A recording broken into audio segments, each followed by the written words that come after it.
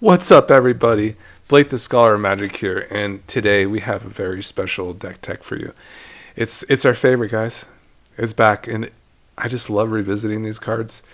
I get new ideas. I kind of mash things together and try to make things work. And I feel like I found like a good like kind of blending point for two particular decks that I really enjoy very much.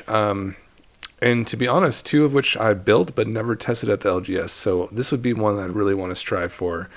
Building it and then kind of actually testing it and rolling it out at the local game store. So this will be for the commander format, or EDH. Omnath Locus of All is a 5-color commander. Plains, Island, Phyrexian Swamp, Mountain, and Forest. So access to all 5 colors of MTG. Very cool to start. You might notice that swamp symbol looks a little different. That means it can be paid for with either a swamp, by tapping a swamp, or paying 2 life. You wouldn't even need to have a criteria of having a swamp on the battlefield. Simply pay 2 life if you'd like. So basically this could be seen as a 4-costed commander and paying 2 life, which is fantastic. Meaning that we're basically, when we're sequencing our mana to play this on curve, we want to make sure that we're focusing on all the colors except black, typically, because we don't require it exactly to cast this on curve. And like having, like, for instance, a basic swamp on like turn 1 or 2 is just not good for this card.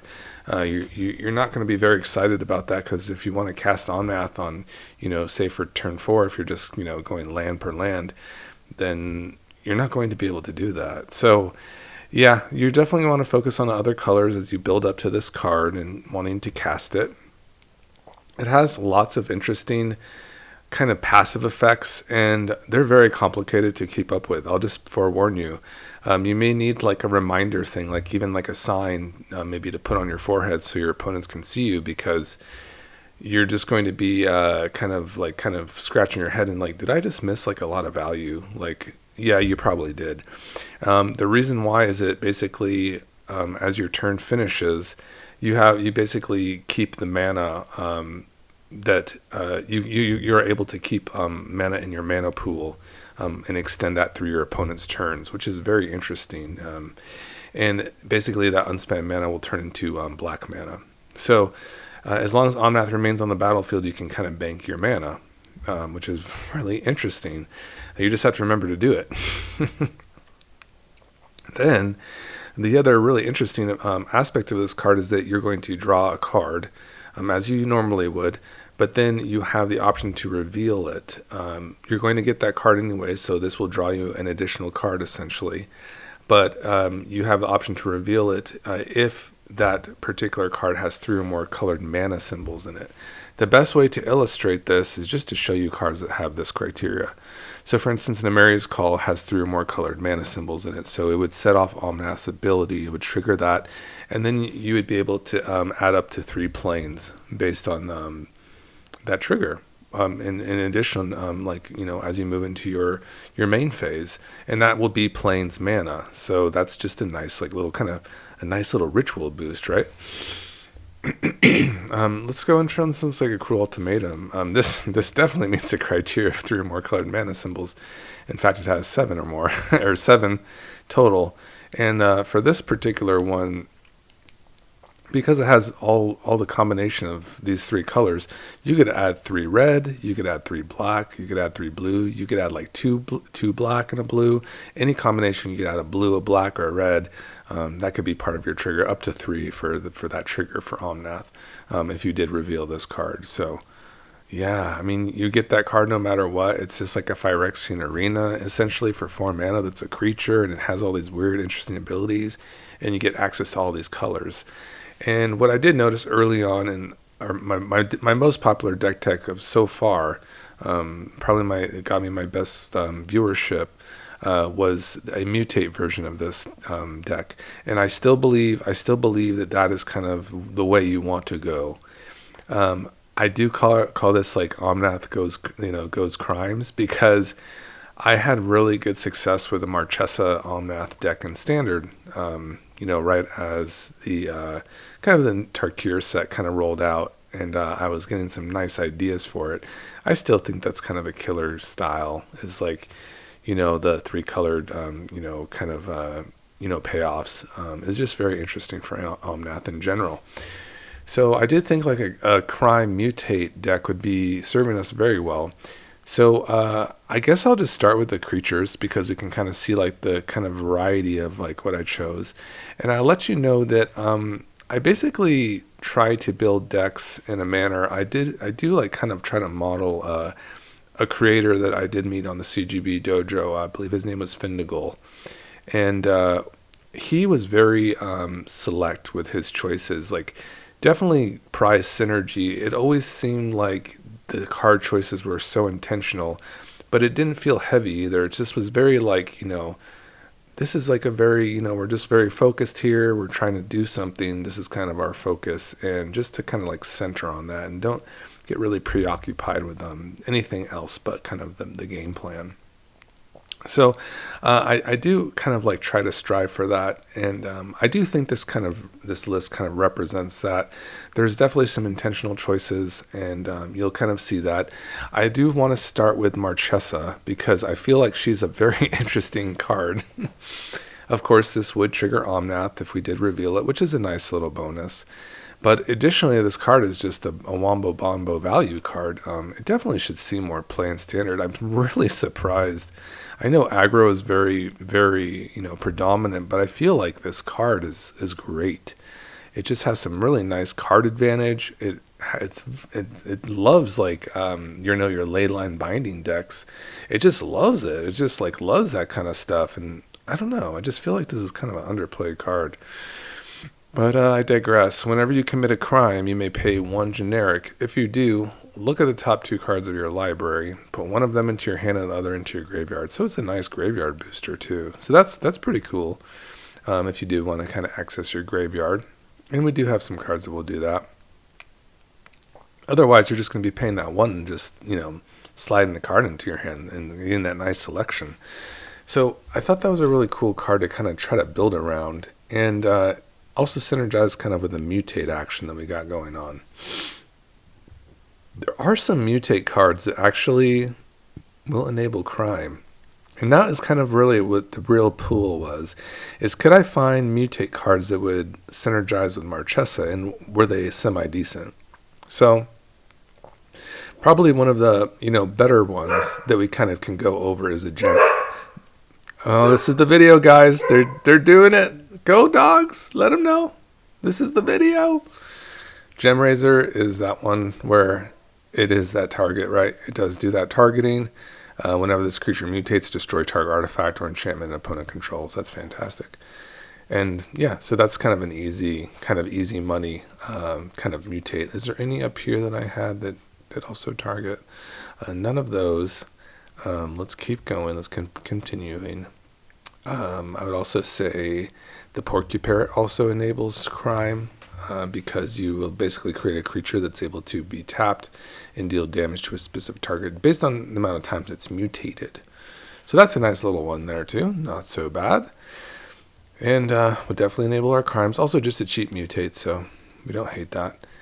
Pouncing Sword Shark, this was the one that also, when it mutates, it returns a target creature an opponent controls to its owner's hand. So these are very appropriately priced mutates. I would hate to ever pay more than like 6 mana for a mutate unless it was like a major bomb. And we definitely play the major bombs, and they happen to synergize with our commander as well. So Sawtooth Demolisher is also another nice one that targets our opponent's things. So that's kind of a nice little effect. Snapdex does that as well. So there's definitely some support for kind of that idea of targeting with Marchesa. And in general, the easiest, this is very seamless because, the Omnath also, these particular mutate cards all have like, the legendaries all seem to have about 3 different mana colored symbols in their casting cost. So it was just kind of very seamless to kind of include all these really nice mutates, like for instance a Brokos, so we can mutate from the graveyard. You can always have value from it from the graveyard, which is really nice. You're never kind of dead. Even if you get empty-handed, you have this in the graveyard. You can, even top deck creatures or have creatures on the battlefield, and then all of a sudden you have a 6/6 trampler. So that's kind of fun. And the mana boost is just great from the reveal. Obviously, I mean, this is not a mutate card, but I'm just here. Crater Hoof Behemoth is a great finisher, and that obviously reaches the criteria. Deathrite Shaman, I definitely will get into the mutate, but you can see this is an interesting one. We can mutate onto this card because mutate wants to see non-human creatures to mutate onto. In addition, Deathrite Shaman will target opponents' graveyards, and that simply will set off crime. So yeah, that's a very interesting kind of synergy. I'd say like this would be the card, the dream card of, one of that deck builder on that forum. Like this is like kind of does all the things that you wanted it to do. It creates mana, it hits the graveyard, it does crimes, it can be mutated on. It's like the triple threat. So there's the Deathrite Shaman, fantastic. You can see all these cards are just very nice. They all, are mutators, they're mana dorks, they just synergize with our commander very well. This one's also a land, it's really good. The Disciple of Fraelis. And in addition, I'm talking about like the, big costed mutate cards such as like a Luna, obviously expensive, but to get those into those permanents, from your library, just revealing cards to hit non-land permanents, that's very powerful. And again, that kind of goes with Auspicious Sterix, where this will just be based on the times that things mutated. So if you were to have a thing that's mutated a couple times, which is possible with our low cost mutates, then you're going to get an additional cards to basically reveal off the top that they can even be lands in this particular case. So they're just permanent cards in general. You just reveal that amount of permanence based on the times it's mutated. So if you have 3 times a mutation, you're going to reveal 3 permanent cards. Those could be lands as well. They could be enchantments. It can be creatures. They couldn't be sorceries or instants. Those are not permanents. But you would reveal those other things, and you would put it right onto the battlefield. Even artifacts would be considered permanents. So that's kind of the action that we got going on there. And, I mean, it's just kind of all kind of coming together here pretty well. And I kind of wanted just to touch on the next little interesting aspects here is obviously just these 3-colored, creatures are just amazing. These are the ones we're definitely going to want to, have hit the board. And this one also will target things. Whenever land enters the battlefield under your control, you may gain control of target creature for as long as you control a royal elemental. So yeah, that's just more crimes. And I would say that you're definitely going to want to love these suite of cards too from Bloomburrow. These might be kind of underpriced. I think these got some legs, Glarb and Helga. The reason why Helga has got the legs, I think it's more like people like, so why do you play this with mutate? Well, if you mutate onto it, its base power is going to grow. It's going to retain all those abilities. So you're just going to de facto not have to really wait to like get this thing stronger. It's going to see those mana value 4 cards mutating. It's going to get that trigger automatically. You're going to mutate over it. It's going to retain that trigger. And then you're going to have like a 5/4 Helga all of a sudden. And it's going to be tapping for 5 mana for your creatures. It's fantastic. So that's a really nice mutate card for sure. And then Glarb is really good too because it just has that ability to get into some of those synergies we have. It can cast, for instance, like Leyline Bindings off the top of our deck, which is really good. It's really good with like for instance, a Snapdax, where if you mutate onto a Glarb, you can start dealing death touch damage to creatures and just taking them out by each mutate, single target instances, because it's death touch damage that it triggers. So Glarb is really interesting too.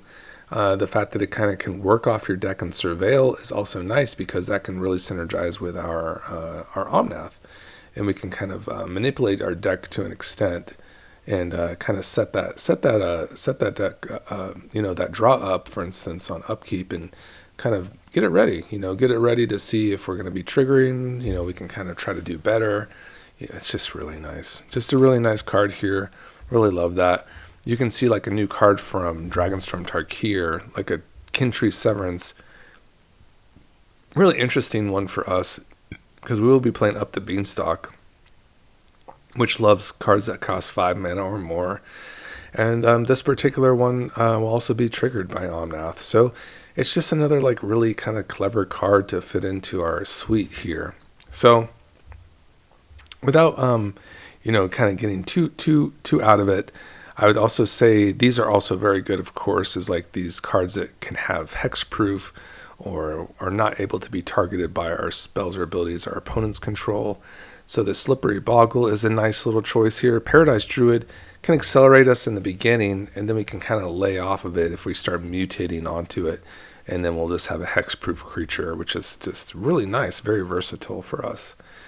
So this is kind of the major aspect. I definitely would want to incentivize you to focus on your low mutate cards and really prioritize those, because it's just more mutates that you can have on a single turn is just better.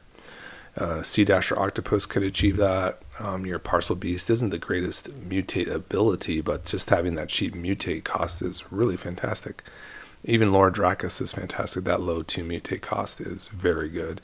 These are your out of mutate cards, and I'll probably put do a top 10 list of mutate cards for me. But I'd actually put these low mutate cards at like the top, within like the top 3, because they are just exceptional at kind of getting you going with your mutates. Obviously, this is not a 2-costed mutate, but Migratory Greathorn has to be kind of up there as well. In terms of just sheer value for your mutates. I would say that you probably have to run a little bit more basics for that particular card. I'd say I'd probably be pretty happy with 2 Triomes in this particular deck, and perhaps 2 or 3 Surveil lands as well. We can get rid of the Orchard. That's not too much of a big deal. And what I will do is I'll add 2 more basics. I'll add a Plains and a Mountain as well for our Migratory Greathorn, just to kind of give it a chance. We don't want to outlast our mutates with this homie. So yeah, there's the suite of creatures, and they're fantastic. I did put a kind of a very niche kind of combo, you would say. And why I did this is because Scute Swarm really loves mutate as well. And for instance, it just happens to be very convenient. I have a Sawdust Demolisher up here. If I, for instance, mutate onto a Scute Swarm, our Scute Swarms will then become 6/6 Tramplers, because basically they retain all the abilities underneath it. So, meet that criteria of 6 or more lands, have our Sawdust Demolisher merge with our Scute Swarm, and then instead of just making little measly 1/1s, we're making 6/6 Tramplers. And then, of course, if you are having a Terror of Peaks on the battlefield, that actually makes sense. That actually makes sense for multiplayer format. That sounds like it's powerful enough just from having 1/1s, having maybe larger creatures come on to go with the Terror. I love that. So you'll see some of this nice 3 mana symbols or more represented here for our mutates, and just some nice value ones. This was the one that doesn't have 3 mana or more. It's just a very nice mutate. Getting value from our opponent's libraries is just very nice. I just like the Mind Leecher for flying as well. It gives flying. It's fantastic. So there's all the creatures. Let's get up to the sorceries here. Some really fantastic ones, especially they go in with the crime kind of aspect too. But you just have your multi-face land cards here from Zendikar. They're all big bucks, The Turn Timber Symbiosis is not the worst. Seagate is a $35 card. And Mary's Call did go down. That's nice. $2. That's not bad. And Agadim is still just a massive $22 hit there. So yeah, this is from the most recent Zendikar set, right, from 2020. Zendikar Rising, I believe. So there's that. They all have 3 or more colored mana symbols in them, so they will meet the criteria. So they're perfect lands for this particular deck. Additionally, have these really nice crime synergies, like a Casualties of War, obviously like the Boogeyman of a 1-versus-1 format. And especially in a brawl format on MTG Arena, this card is an absolute blowout. It's just, if you're playing against Golgari and your opponent is kind of looking like they're clicking your things and taking a little bit of time to target your stuff, you're going to get casualties, and you're pretty much done after that. It's just, look at all the modes there, and that's a nice crime payoff. Additionally, you have your Cruel Ultimatum, another nice little targeting spell. So you see, we really kind of want to get into Marchesa, like as a secret commander. We really want to kind of, really emphasize that and go all in with the targeting here. And luckily, we just have all the components here to make it kind of fun. So yeah, Cruel Ultimatum, that's a nasty one to an opponent. Sacrifice a creature, discard 3 cards, lose 5 life. We get some value from the graveyard, draw 3 cards, and then gain 5 life. It's fantastic. Inspired Ultimatum also does this. Target player gains 5 life. Inspired Ultimatum deals 5 damage to any target, then you draw 5 cards. Fantastic. And then Villainous Wealth. This one, I know this is one of your favorites, guys. I know, I've heard it. I've been seeing it in the comments. Villainous Wealth. Target opponent exiles the top X cards of their library. You may cast any number of spells with mana value X or less from among them without paying their mana costs. Ooh, nasty. Yeah, give me some of those. It's kind of like an Auspicious Sterix in a way, It's hopefully that you don't brick too bad. I mean, but I assume we're going to be dumping some mana into this, especially if we trigger with Omnath. That could be just like, 5 cards looking at it. Top 5 is some nasty Gandalf we're playing against, some big Timmy energy. And then we got some nice spells to play. Additionally, our instants are very focused as well. So Absorb is that nice counter target spell. You gain 3 life. Obviously, meets the criteria. It's some counter magic. I thought Court of Calling was really interesting. That could help us find our Marchesa. I thought that was a really good idea. All of these cards that put cards on the top of the library, I think are just at instant speed, are kind of like very interesting for us in general. And I do believe we can interact with this. I would have to that's in my mind. I kind of set it up in my mind that we would be able to. But Congregation at Dawn is one of those cards that works extremely well with Omnath, because you can go 3 deep with your organization and, set it up so you can draw that card, and then you're going to reveal that card that has 3 or more color mana pips, and this card also has 3 or more mana colored pips in it, so it's perfect. This is a Vaughn recommendation. It's a great card. I would have never found it. I swear I wouldn't have. I just, these cards are not they're reprinted regularly. It's not like you just, there's so many cards. There's such a wide variety of cards, so it's kind of hard to know about every single card, but this one really fits the bill for us. Obviously, a little acceleration with Dark Ritual never hurt anybody. Eladamri's Call, that could also help us find Marchesa and just put her right into hand. Enlightened Tutor can, help us get into our Beanstalk, for instance, and kind of get that card. I mean, you just gotta love the tutors. They're just, find some nice value and just get it ready for your next turn. Early game, they're just fantastic, right? They have to be. Kintree Severance, we kind of discussed this one a little bit. Mana Drain as a staple counter spell. March of the Swirling Mist is kind of just like an interesting targeting spell. Will definitely kind of work somewhat with our Vesuvian Duplimancy as well, and in the very least, just could help phase some of our stuff out. So I do want to try to keep rolling with the Swirling Mist. I do like that card. Mystical Tutor, yeah. What I would like to find out, and maybe you all know too, is because this was just kind of my brain working it out. I'm wondering if we could draw, and then basically put that card on our, or the next card on an instant speed. But I think it's in kind of one motion. I don't know if there's a time to kind of interact with that particular reveal.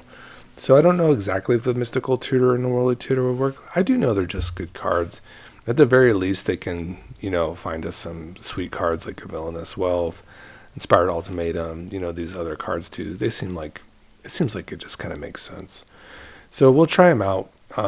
If maybe the synergy is not there, maybe we'll look for some different choices. But for now, we can definitely give it a go. I do know that a card like Sylvan Library should probably get us there, right? Yeah, because you can put the cards back on your top of your library in any manner that you choose. So that's one where you can manipulate your library. So the reveal is the the 3 colored mana symbols. So, yep, you can definitely do that with a Sylvan Library for sure. I think how that card, the Sylvan Library, works basically is that you pay into it. This actually has an old text on it too.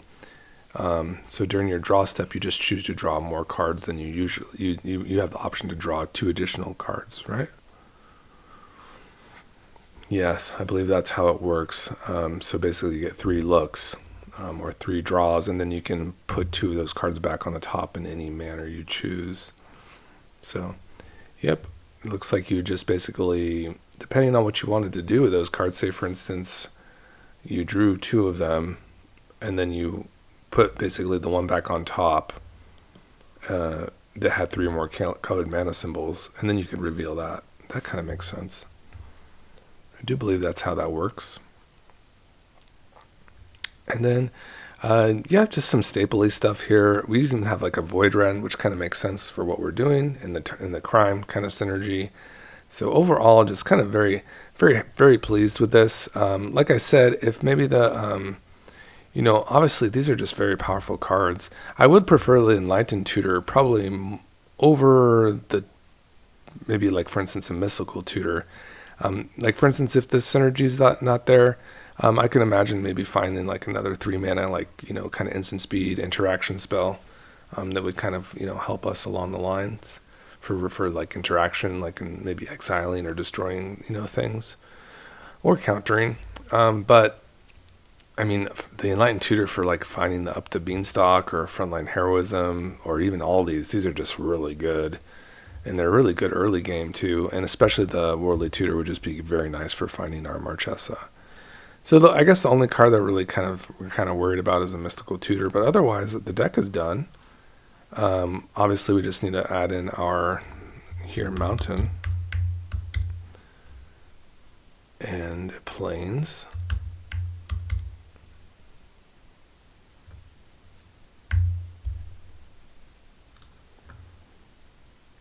And what we'll do is we'll switch this over to the sweet little art here.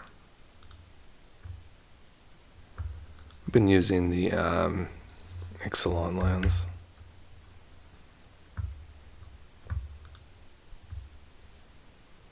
Fantastic. Switch printing. Hope you're all doing well today. If you're new to this channel, you liked what you saw today, consider a subscribe or a like for me. I appreciate y'all. We're on the road to 1 million subscribers. Ixalan. I'm daydreaming. There we go. Beautiful. Beautiful, beautiful. Ooh, look at that Bola Citadel though. We didn't even get to talk about that. Nasty one, huh, guys? Also great for this deck. Ancient Cornucopia for all the life gain. Fantastic. Yeah, we didn't have the Bloom Tenders in here, and the Fabro Elders. This massiveness, guys. Just massive mana. This deck is out of this world. We did not touch on this, but with all the mutate, the Vesuvian Duplimancy just makes sense. We could just create more copies of our creatures. It's kind of easy money. Similarly, doubling our mutates with the Frontline Heroism is really good. In addition, we have Ivy as well, the Gleeful Spell Thief. And she's a bomb as well. She just basically doubles the mutates as well, just like Frontline Heroism would. And we're just rolling on all cylinders. So let's just kind of look at a little sampleness here. Probably would be pretty decent if we had a little bit of action here. I mean, actually, the elf is pretty interesting, isn't it?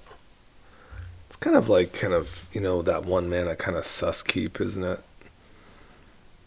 They just never work out. You might get that land sometimes, but yeah, I mean, that wouldn't be the worst. I mean, you would actually hit this land and get into Cornucopia, but that could have just been card, and that would be a disaster, wouldn't it? Just easier to take the mulligan. This one doesn't look as bad. I love the Frontline Heroism with the Migratory Greathorn. I mean, that's a really good synergy. Obviously, we can get to Surveilling here, which is not the worst. Do we keep the Void Ren? Probably not. You probably look for a little bit better. Continue to Surveil. I know it's slow, but the Frontline Heroism with the Migratory Greathorn is just a really strong kind of like 1-2 there. We can just surveil this land here away. just go here, frontline heroism. Here we go. I suppose what you're going to want to do here is go ahead and do your Migratory Greathorn. Maybe just put this land up just in case something weird happens, like a Jawari or something weird. And then, yeah, you're just basically, you're going to get that mutate no matter what. I mean, unless you get countered and stifled all at once. Because this, once this targets that token in the frontline heroism, I'll probably beef this up a little bit. Yeah, once you get this token going with frontline heroism and you target it, you're just going to have another copy like go immediately over it. So that's a nice one. And yeah, that's 2 instances of the Migratory Greathorn, and then that's two additional lands. So you're just basically symbolize these as lands over here. 2 basics. So that's why we want to kind of increase our basic count. So we're up to 4 basics so far. So I mean, in this instance, I mean, we're probably going to exhaust those basics, to be honest, it looks like. But yeah, that's some nice, like, kind of just acceleration there. The Leyline Royal Elemental seems kind of interesting as well with these fetch lands. We get this into early Royal, and kind of Omnath just kind of sits to the side and doesn't really get to do too much on this particular game. But yeah, that seemed pretty fun. Let's try another one, see what we got going. That was a little bit slow. We might not do that. I mean, it is very powerful, but it was a little bit slow, wasn't it? How about Ivy? What do we think about Ivy? Ivy is good with this, with a Helga for sure. This looks really busted. I'll be honest. For me, the Ivy Helga Sawtust Demolisher is really nasty because then you're just creating this situation where you're basically like freely casting most of your stuff because you have like a 6 power Helga or maybe even 7 power. Yeah, and this one is also just like will trigger Helga very easily as well. You'll get that card. So we definitely want to make our mana pretty decent. We'll have Ivy. Yeah, you're gonna want the Bant colors here. So we're gonna have to like search, I think, for like a red-white here. And then you have this. We do have a white source here. Probably red-white still. That's your blue source here. I was just thinking of a way if we can keep the Disciple still. Okay, there is a green source. That's good. So we had this here for that here turn.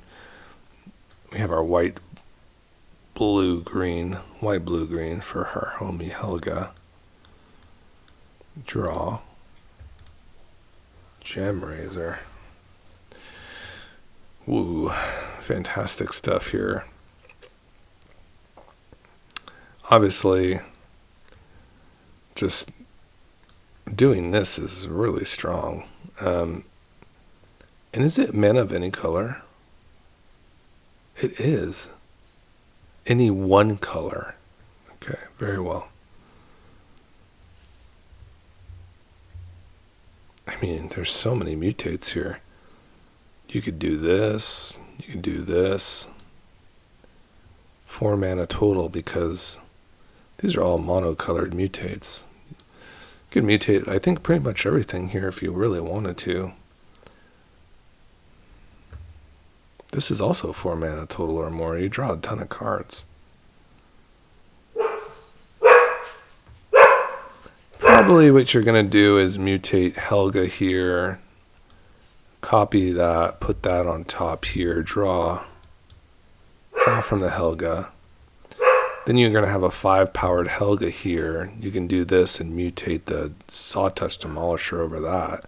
Put it on top here, draw another card. Because you can tap this. And that's just a lot of mutates. Then you're going to start destroying stuff. Oof. That would be very fun for Marchesa too, because if you had a Marchesa on the battlefield, you're just getting like these crimes over and over again. Yeah, this massive mana dork here that's getting stronger and stronger.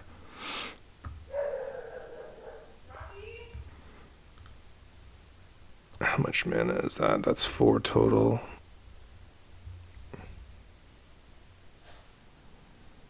I'm just kind of looking at the colors.